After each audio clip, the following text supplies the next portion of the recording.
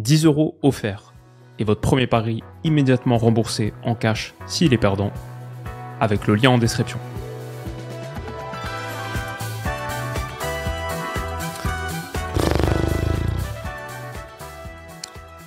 Musique d'intro beaucoup trop enthousiaste pour mon état d'esprit actuel, les amis. Il est dimanche soir, 23h21. Mon Noël s'incline encore contre le Paris Saint-Germain, encore dans un scénario frustrant. 3-2, but dans les tout derniers instants de l'inévitable João Neves. On sait qu'il est extraordinaire.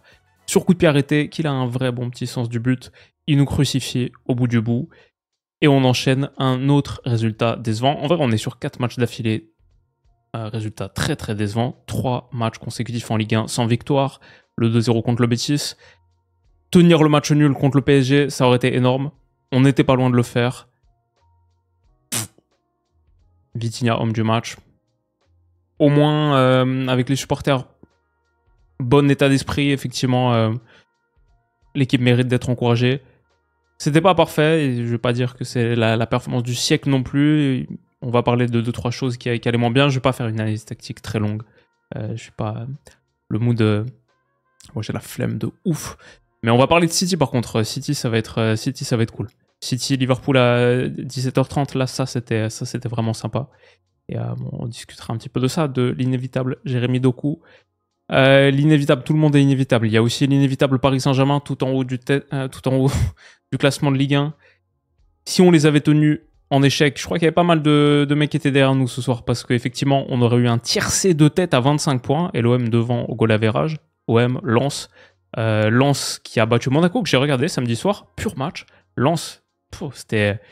Et la Ligue 1 dans l'ensemble, vraiment vrai kiff sur le début de saison. J'ai maté aussi OM Brest.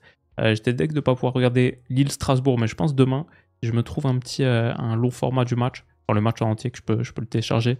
Je regarderai parce que c'était dans le même temps que Liverpool City, j'ai pas pu mater. Mais ouais, la Ligue 1 vraiment kiffante. J'ai une vidéo qui arrive là dans les prochains jours, spéciale Ligue 1, avec un invité. Ça va mon chat qui est sur le clavier. Hop. Avec un invité qui, je pense, va vous régaler. Première fois sur la chaîne, ça va être plutôt cool. Donc rendez-vous bientôt pour ça. Le Paris Saint-Germain va passer la trêve, une de plus tout en haut. Les cartes auraient pu être encore plus rebattues. Mais ils nous ont battus, ils l'ont fait. Passons à ce qui fâche. Alors, vous savez que je suis pas le plus grand fan de parler d'arbitrage. C'est pas mon plus grand kiff. Pour moi, il y a Yaman Zabarni. Et c'est pas pour moi, c'est Yaman Zabarni. Si vous regardez les images, elle est hyper légère. Mais je crois qu'il n'y a rien dans les règles sur main légère. Genre, si c'est une déviation très légère, je crois pas qu'on dit que c'est pas main quand même. Et c'est plus la position, clairement, elle est là. Si vous regardez les images, que vous regardez le ballon, regardez le ballon, les images au ralenti, vous voyez qu'il y a légère déviation de la trajectoire. Donc forcément, il y a un contact. Donc forcément, c'est de la main. C'est pas grand-chose. Si vous regardez aussi les doigts, ils réagissent légèrement au ballon. La position de la main change un petit peu. Donc c'est une main très légère. C'est une main quand même. Et pour le coup, autant il y a des mains et des pénaltys où t'es là, bon, qu'est-ce que ça change réellement, etc. Bon, en vrai, là, il y a Maitland-Niles qui met sa tête et le ballon, il est peut-être suffisamment dévié pour que ça te prive d'un tir cadré ou de quelque chose. La main, elle est vraiment dans une position illicite en plus. Donc, pour moi, ça tous les jours. Enfin, tous les jours. Oui, enfin, c'est penalty. En vrai, au moins, c'est checker VAR pour que tu regardes s'il y a eu contact avec la main. Encore une fois, si j'apprends demain matin que, en fait, si la main est vraiment très légère, c'est pas main, je changerai d'avis, mais je sais que c'est pas le cas. Donc, pour moi, il y a main. Pour moi, il y a penalty. Voilà. Ouais. Quoi de plus? Ce but de Kfara, le 2-1, pour moi, il y a faute. Le genou de Vitinha prend le genou de Tessman avant que le pied prenne le ballon.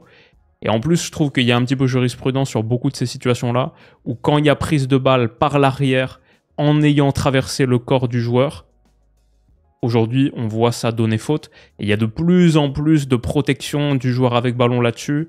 Même parfois des tacles qui sont super propres et qui commencent par le ballon et après, dans un second temps, prennent la jambe.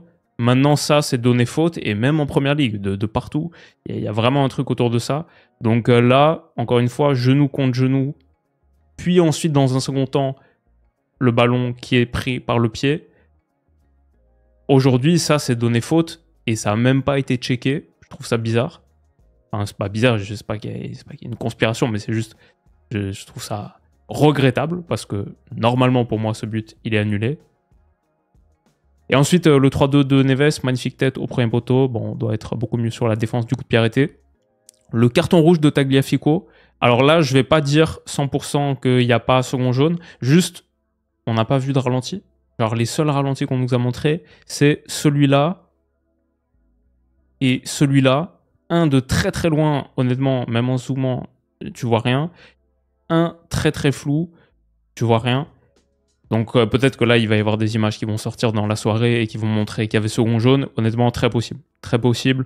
Là-dessus, j'ai pas un jugement péremptoire. Je vais dire aussi, s'il y a des Parisiens qui sont très énervés là, moi-même, en tant que supporter lyonnais, il y a des moments où je me suis dit, peut-être là, on évite un penalty un peu litigieux, genre le moment où Kvara, il donne dans l'intervalle pour Mayoulou, dans le dos de Clinton Mata, que les deux s'entrechoquent, que les deux tombent. On a sifflé faute offensive de Mayoulou. Bon, peut-être là-dessus, je sais pas. Qu'est-ce que vous en pensez? Est-ce que je suis en train de faire de la compensation ou est-ce que en vrai c'était un peu chelou? Aussi, en première période, Tagliafico sur Warren Zaïre-Emery, le centre second poteau. Il touche pas du tout le ballon. Zaïre-Emery, c'est pas un plongeur. Et il le déstabilise assez clairement aussi. Donc peut-être ça, c'est un peu litigieux aussi. Je sais pas, je trouve l'arbitrage dans l'ensemble a été catastrophique. Je trouve qu'on est quand même plus lésé. Notamment pour ça. Et pour le penalty qui... Si vous regardez l'hyper ralenti et que vous voyez... Regardez juste le ballon et regardez juste la trajectoire du ballon. Comme la trajectoire du ballon change légèrement, forcément il y a eu contact. Il y a eu contact. Je pense pas qu'il y a... Genre... une force alien d'Interstellar qui est passée dans la 4ème dimension et qui a dévié le ballon. Je pense que c'est sans doute plutôt la main gauche de Zabarni. Donc voilà. Après, moi je suis pas un méga fan de donner des penalties sur tout et tout et tout. Donc il y a plein de penalties que j'enlèverais dans le monde du foot. Je trouve ça c'est un bug de notre game design, une faiblesse de notre game design footballistique, qu'on donne 3/4 de but à plein de situations qui méritent pas, etc. Il y a trop de penalties en général, mais c'est juste dans l'absolu, quand on sait comment les règles sont appliquées, là, je trouve qu'on est un peu lésé. Et voilà, donc il fallait évacuer ça. Ouais, je suis un peu deg parce que je pense sur ce match, avec un arbitrage différent, on repart peut-être avec le point. On a fait plutôt un beau match. Alors, le Paris Saint-Germain était quand même sans Dembélé, sans Doué. Barcola n'a pas joué la moindre minute. Ils étaient sans Marquinhos, ils étaient sans Mendes. Marquinhos est entré en fin de match, mais ils étaient sans Mendes et sans Hakimi. Donc déjà, tu commences un match sans Doué, sans Dembélé, sans Barcola, sans Hakimi, sans Mendes, qui joue pas la moindre minute. Il y avait quelque chose à faire. Ça, c'est sûr, c'est très très bon pour nous. Et c'est assez extraordinaire que le Paris Saint-Germain ait gagné à Lyon sans ces 5 mecs-là. Ça montre qu'ils sont costauds, mais forcément, ils allaient avoir des limites offensives. Et c'est à nous d'en profiter. Nous aussi, bien sûr, il nous manquait du monde. Tolisso, qui est rentré ensuite. Bon, on a un match, on n'a toujours pas vraiment de neuf, Satriano ne joue plus. Donc, Ghezal en faux neuf, ça a été très difficile pour lui. Bien sûr, il nous manque Malik Fofana. Il nous manque quelques gars. Donc nous aussi, on n'est pas au complet. Il nous manquait Pavel Such. Donc, on fait 2 changements seulement, Karbech et Tolisso. Donc nous aussi, on n'était pas au complet. Dans ce match, beaucoup aimé. Et genre, c'est un understatement. Clairement, je surkiffe Afonso Moreira. Il m'a absolument régalé. Combatif, hargneux, un peu les 2 pieds. Genre, pas mal de choses avec le pied gauche aussi. Le but du 1 partout, top appel, top finition. Face à Zabarni, il a livré un vrai duel. Et il m'a vraiment fait kiffer. Le ballon par-dessus, hop, magnifique contrôle orienté, se l'amène parfaitement. La finition premier poteau, un peu contre-pied aussi. Afonso Moreira, là, depuis 3 matchs, 3 titularisations en Ligue 1, plus des entrées pertinentes en Europa. Vraiment, il fait kiffer. Je veux pas trop spoiler, mais si demain, il y a une draft qui tourne pour 400 000 euros, peut-être qu'il fait partie de mes 32, ouais. Pas trop compris la célébration Steph Curry, par contre. Il n'y a pas de night quand on égalise 30e minute. Mais peut-être qu'il va apprendre. Je lui souhaite d'avoir plus de célébrations à faire pour apprendre exactement comment les calibrer. Dans le dos du Paris Saint-Germain, clairement, il y avait de l'espace. Beau mouvement complémentaire, sans véritable neuf. Des décrochages de centraux, des centraux aspirés. Maitland-Niles là, qui plonge dans le dos de Zabarni. Et son enchaînement là, se retourne à 360 degrés. Et le lob par-dessus Chevalier qui est un petit peu sorti aux fraises. Mais magnifique, franchement. Top but. Splendide. Maitland-Niles qui a un petit peu des choses à se faire pardonner sur le plan défensif, mais là il a été top. Ça n'a pas suffi. J'ai pas mis le but de Kfara, j'ai pas mis le but de Warren, où ils ont bien percé de notre côté. Et on a clairement beaucoup de lacunes aussi. Et j'ai pas mis le but de João Neves. J'ai la rage, je suis deg. Il n'y aura pas de but parisien dans ce débrief. Mais bon. Je crois que si... J'ai pas mis beaucoup d'images tactiques. Si je dois dire dans ce match, au-delà de l'arbitrage, qu'est-ce qui fait qu'on ne prend pas le point du match nul? Athlétiquement, difficile pour nous. L'effectif qu'on a, bon, il n'est pas très profond. On fait 2 changements, alors que dès l'heure de jeu, on se replie en bloc bas et grosso modo, on est pas mal en souffrance. Donc, nous, on ne peut pas vraiment tenir 90 minutes. On n'a pas ça dans les pattes. Bon, déjà, tu démarres avec Ghezal en faux neuf, t'es direct dans le bricolage. Tessman a fait un match très compliqué, donc au-delà de l'erreur ou la faute qui amène le 2-1 de Kfara, mi-erreur, mi-faute, parce qu'il se fait quand même bien presser, et même s'il n'y a pas faute de Vitinha, s'il y avait eu faute sifflée, ça le sort un petit peu d'un mauvais travers, d'une mauvaise situation. Donc, et même dans l'ensemble, il a beaucoup gâché, même sur des phases hautes, même sur des phases avec ballon, où on avait un petit peu du jeu, et des passes ratées qui donnent une transition, et en plus te privent de t'installer un petit peu, ou d'avoir une belle séquence. Donc techniquement, il a été en grande difficulté, Taner Tessman. Ça a été compliqué. Qui est-ce qui m'a pas plu non plus? Après, ça va, défensivement, on a plutôt... on prend 3 buts, mais pas mal de combats. Kluivert, j'ai bien kiffé, honnêtement. Kluivert, c'était pas mal. Beaucoup mieux que d'habitude. Qu'est-ce que je me suis noté? Des moments où, ouais, on avait des situations installées dans le camp adverse et on manquait trop de justesse technique pour vraiment les transformer. Et en plus, on se crée des situations dangereuses en transition. Donc je trouvais que techniquement, même si on a eu quelques éclairs de génie, techniquement le match il n'était pas assez propre pour peut-être tirer quelque chose d'un match contre le PSG, quoi. Donc ça c'était difficile. Ouais, beaucoup de pertes évitables, je trouve. Et c'est grosso modo ce que je me suis noté. Par qu'Afonso Moreira est un baller.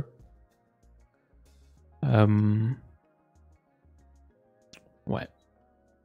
Deg. C'est comme ça. Le PSG en Ligue 1 va jouer ses prochains matchs contre Le Havre, Monaco, Rennes, Metz, Paris FC. Est-ce qu'ils peuvent lâcher quelques points? Bon, pour moi, c'est pas... Plus pour Marseille que ça les concerne, où il y a un PSG Marseille Trophée des Champions, 8 janvier.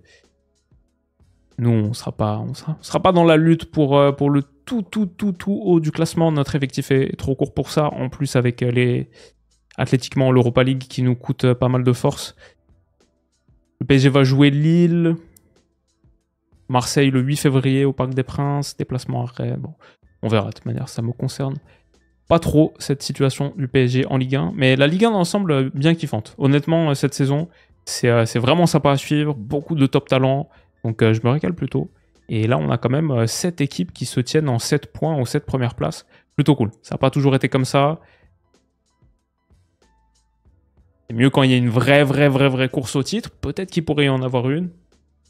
Paris Saint-Germain, ça semble quand même avoir de l'avance. Et quand tu vas battre Lyon à Lyon avec tellement d'absents, c'est quand même pas méga rassurant non plus. Mais voilà ce que j'avais à dire sur mon Noël. Déçu, je pense que l'arbitrage tourne contre nous dans ce match. que c'est un fait majeur, en vrai, que ça change pas mal de choses. Mais c'est la vie. Et Manchester City, c'est du sérieux. Énorme contre Liverpool. Alors, on avait plutôt un bon feeling sur Manchester City, notamment contre les Reds. On disait qu'on les voyait favoris, on disait qu'ils étaient en train de faire la saison de la vengeance. On avait vu leur match contre Dortmund, contre Bournemouth. On en avait beaucoup parlé sur les derniers jours. Pep et ses gars, ils sont là. Ils sont de retour. Il embrasse sa famille en tribune. Il a fêté son 1000e match sur un banc de touche. Et Jérémy Doku en a été le héros principal. Il est tellement fort en ce moment. Je l'ai drafté avec Stan. J'en parle depuis des semaines. Je suis tellement fan du niveau de Jérémy Doku sur ce début de saison. J'ai dit top 10 monde du début de saison et pas 10e. C'était déjà un tweet en préparation avant qu'il marque le 3-0. Quand je l'ai envoyé, je me suis demandé si c'était même pas conservateur. En vrai, qui est-ce que tu mets forcément devant Jérémy Doku sur son début de saison? Kane, Haaland, Mbappé, au lycée peut-être, Luis Diaz, dans la discussion déjà, je trouve. Foden, ouais, pourquoi pas, dans la discussion avec Doku. À Arsenal, tu peux aller chercher quelques gars, je pense, dans un registre différent. Après, ça devient dur à comparer. Est-ce que tu mets Rice ou Doku, Gabriel ou Doku, c'est tellement différent comme profil. Mais ouais, top 10 et pas 10e, je pense. Si demain je vote pour le Ballon d'Or, je le mets clairement dans mon top 10, sûr et certain. Il est extraordinaire. Il est beaucoup plus complet qu'avant. Il a fait un top match.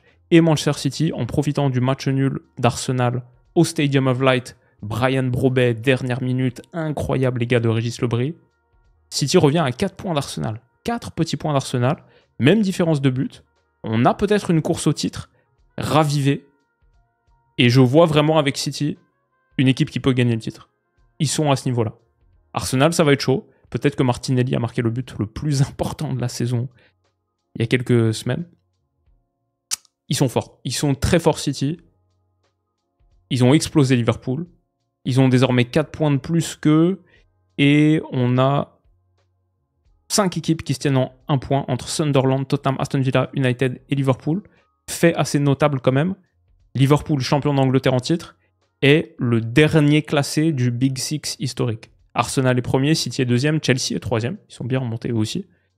Quand tu joues les Wolves, ça aide à remonter. On reparlera bientôt de Chelsea, je pense. Tottenham est cinquième, United est septième. J'ai vu Tottenham United aussi, c'était un régal samedi. Et Liverpool, donc, est seulement huitième avec plus 1 de goal average. Après, ils ont le même nombre de points qu'United et Tottenham. Mais ouais, ils ont été mauvais dans ce match. City, l'épée médiévale de Pep Guardiola, dont on parlait contre Dortmund, qui est passé sur la pierre à aiguiser pendant des heures et des heures, tellement tranchante, plein axe, avec tellement de joueurs dans le couloir axial. On l'avait vu contre Dortmund, on l'a encore vu contre Liverpool. Alors c'était l'épée contre Dortmund, c'était peut-être le cerf-volant contre Liverpool, avec là, on a Nico Gonzalez entre Gvardiol et Ruben Dias, Foden qui décroche, mais Doku, regardez, très intérieur, Cherki légèrement plus haut, Bernardo ici, une sorte de losange au milieu, mais 7 joueurs de Manchester City, Gonzalez, Nico, Gvardiol, Foden, Bernardo, Doku, Ryan et Erling Haaland ici, qui sont sur 10-15 mètres de largeur. Encore une fois là, on regarde cette surcharge axiale, et Pep en a beaucoup parlé en interview récemment. On l'avait vu énormément contre Bournemouth, c'était assez choquant, Foden et Doku très très intérieurs comme ça. Sur ce changement de direction de Nico Gonzalez, il trouve une passe à l'intérieur ici pour Cherki. Toutes ces combinaisons axiales, comme c'était encore à l'Etihad, j'avais l'impression de regarder parfois une rediffusion du match que je venais de me faire contre Dortmund quelques jours plus tôt. Coup franc gagné par Cherki ici, ça va amener une situation dangereuse ensuite. Sur les sorties, pareil, regardez Bernardo pour Nico. Nico très très serein en possession, hein. Une touche qui transmet pour Foden en décrochage, le contrôle jambe éloignée, Massian, et ensuite 5 gars de Liverpool battus, le ballon pour aller lancer Doku en profondeur. Doku, il a été très très fort à l'intérieur du jeu, il a été très fort en transition, il a été très fort dans la surface de réparation. Il a tout fait, et là, lancer le petit ballon qu'il met pour Foden, c'est une merveille. Foden, malheureusement, rate son contrôle. Ça lui arrive rarement, mais là, ouais. Mais Doku, il avait pas ça avant. Et on en a parlé. Parce que Doku, il a ajouté sur la dernière passe, l'avant-dernière passe, les passes tranchantes axiales comme ça. Déjà contre Dortmund, il en avait une sur une sortie de balle où il envoyait Nico O'Reilly en profondeur sur 35 mètres dans le dos de la ligne. Là, magnifique petit ballon transitif pour Foden. Ça donnera rien parce que son contrôle est raté, mais encore top Doku. Qui se proposait régulièrement dans le demi-espace. Souvent, O'Reilly avait la largeur. Il se retourne. Il y a peut-être Foden à servir encore une fois à l'intérieur. Regardez cette surcharge axiale. Doku qui se retourne dans le sens du jeu à l'intérieur. Il a Foden en escalier. Haaland, Cherki très proche. Bernardo pas loin. Un peu relationniste, ce Manchester City de Pep Guardiola. Et pas que dans le dernier tiers, même dans la seconde phase de construction, là, avec Doku. Peut-être il peut aller chercher Foden. En même temps, il a Gravenberch en face. Gravenberch, la pieuvre, on connaît ses longues jambes, 1m90, sa qualité d'interception. L'année dernière, le joueur de Première Ligue avec le plus d'interceptions. Donc, il choisit plutôt de jouer côté, où il y a O'Reilly qui a proposé. Il propose énormément, tout le temps. Le centre de O'Reilly est repoussé. Doku surgit. La contre-pression aussi est là. Et la seconde accélération derrière, entre Szoboszlai et Bradley. Konaté surgit, ça donnerait en bout, mais c'était méga dangereux, encore une fois. Liverpool a cherché à presser. Ils ont cherché à mettre City long de ligne de touche, un peu les coincer. Mais régulièrement, un axe Bernardo-Haaland, avec Haaland en jeu de déviation, du jeu mi-long comme ça. Encore la preuve d'un City qui est capable de plus de variété dans sa sortie et de plus de variété tactique en général. Pas que du jeu court, pas que du... Là, Haaland, troisième homme, mais troisième homme, il trouve Doku avec du jeu de déviation poitrine. Doku qui accélère, top. Qui passe le corps devant Wirtz, qui décélère légèrement à ce moment-là pour vraiment le coincer derrière, lui mettre un petit coup de fesse. Ici et là. Ça m'a fait penser à ce qu'on voit en NBA avec Mitchell, Brunson, Shea. Décélérer légèrement pour coincer ton mec derrière, le déséquilibrer un petit peu. Doku, il a les fesses pour déséquilibrer et Wirtz ne le rattrape pas. Derrière, il réaccélère, il enclenche et il va aller gagner une touche haute sur une accélération de 50 mètres. Doku est le joueur en Europe avec le plus de portée progressive. Et ça, c'était un bon exemple.